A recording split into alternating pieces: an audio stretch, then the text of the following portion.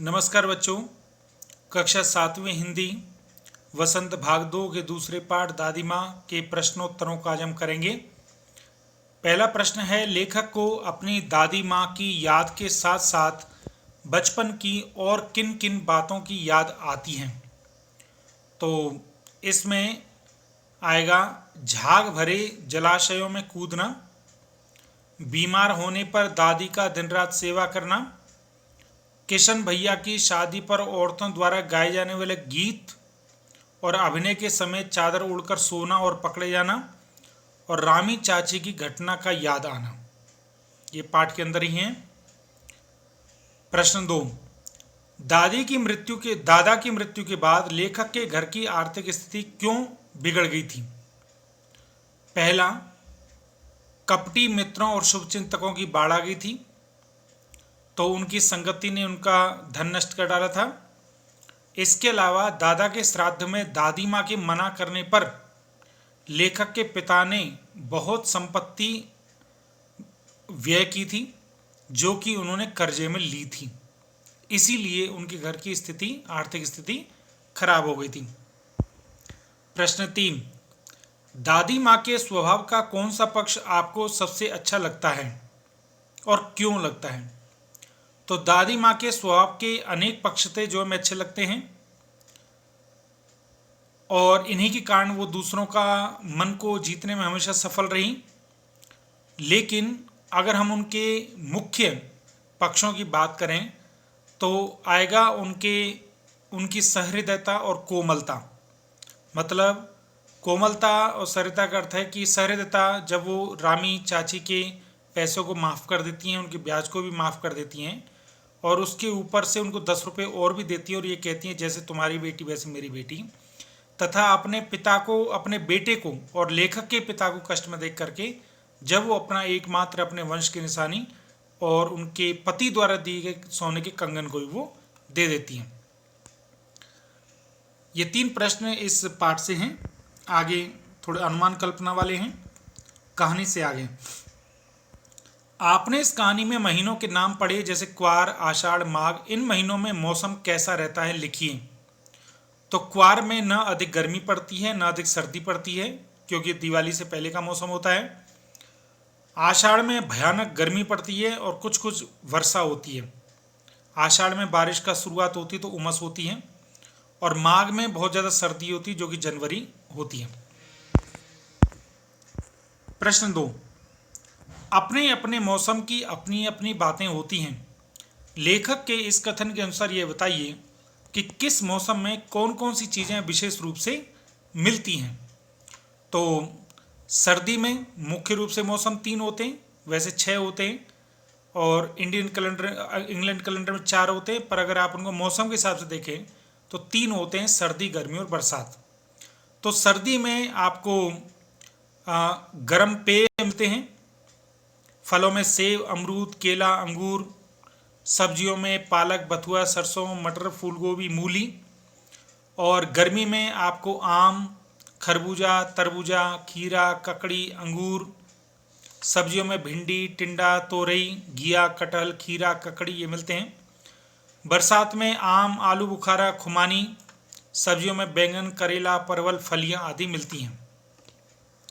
अनुमान और कल्पना, इस कहानी में कई बार ऋण लेने की बात आपने पढ़ी। अनुमान लगाइए किन किन पारिवारिक परिस्थितियों में गांव के लोगों को ऋण लेना पड़ता होगा। ऋण मतलब कर्ज, और उन्हें यह कहाँ से मिलता होगा।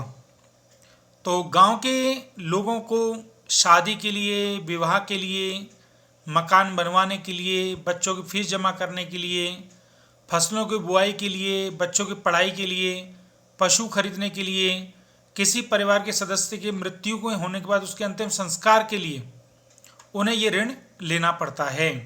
और ये किन से मिलता है? गांव के जो जमींदार होते हैं या साहूकार होते हैं, या इसके अलावा जो बैंक होते हैं वहाँ से, डाकघर से, यहाँ से भी इनको कर्ज मिल सकता है। घर पर होने वाले उत्सवों समारोह में बच्चे क्या क्या करते हैं, अपने और मित्रों के अनुभवों के आधार पर लिखिए। तो इस समय पर बच्चे नए नए कपड़े पहनते हैं, अलग अलग तरह का खाना खाते हैं, नाचते हैं, गाते हैं, खूब मस्ती करते हैं, और इसके अलावा आप स्वयं भी लिख सकते हैं। अब इस पाठ की जो व्याकरण है, भाषा की बात, नीचे दी गई पंक्तियों पर ध्यान दीजिए। जरा सी कठिनाई पड़ते अनमना सा हो जाता सन से, तो 3 बार से सा सी आ रहा है, सा का ही रूप है ये। तो जब सा सी या से आए तो उसका अर्थ होता है समानता। तो इसी तरह के आपको और 5 वाक्य लिखने हैं। तो आप लिखेंगे फूल सी कोमल बच्ची सो रही है, कोयल की आवाज़ मिश्री सी मीठी है, यह फल शहद सा मीठा है, उस आदमी का दिल पत्थर सा कठोर है, और बच्चों के गाल सेब से लाल हैं। ग्रामर 2, कहानी में छू छू कर, पूछ पूछ कर, ढूंढ ढूंढ कर ऐसे शब्द आए हैं जिनको हम पुनरुक्त शब्द कहते हैं। जब शब्द रिपीट होते हैं तो ऐसे आप और 5 शब्द लिखें और उनका वाक्य प्रयोग भी करें, जैसे दूर दूर, जोर जोर, कदम कदम, बार बार, मार मार। तो इस तरह से आप वाक्य प्रयोग करेंगे जिनमें पुनरुक्त शब्द आ रहे हों। प्रश्न 3, और यही इस पाठ की मुख्य व्याकरण है। ध्यान दीजिए, शब्द 4 प्रकार के होते हैं। अगर वो संस्कृत के हों तो तत्सम, और हिंदी के हों तो तद्भव, और गांव के हों तो देशज, और विदेश से आए हुए हों तो विदेशी शब्द। जैसे हिंदी में स्कूटर, स्कूल जब हम बोलते हैं तो विदेशी शब्द हैं। तो इस पाठ में गांव के शब्द हैं। गांव के शब्द वो होते हैं जो शब्द थोड़े विकृत हो जाते हैं, मतलब जिनको हम हिंदी में तो बोलते हैं लेकिन उनका उच्चारण कुछ और अलग हो जाता है। तो ऐसे ही शब्द इसमें आए हैं, जैसे निक्सार, ब्रह्म, उरिन, चिवड़ा, छोंका, है ना। तो ऐसे आपको और शब्द लिखने हैं। तो आप लिख सकते हैं, जैसे मिट्टी को माटी बोलते हैं, है ना, और चादर को चद्दर बोलते हैं, पक्षी को पंछी बोलते हैं, विवाह को ब्याह बोलते हैं, कृष्ण को किशन बोलते हैं, स्नान को नहन बोलते हैं। तो ये देश शब्द हैं। तो आप लिखेंगे देश शब्द जो गांव में बोले जाते हैं और उनका एक कलेक्शन करेंगे।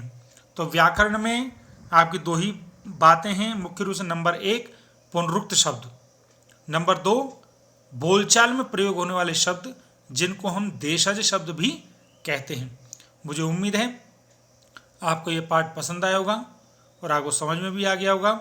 अगर आपकी कोई समस्या या समाधान हो तो मुझे बताएं, और अगर वीडियो पसंद आई हो तो लाइक शेयर सब्सक्राइब अवश्य करें। बहुत बहुत धन्यवाद।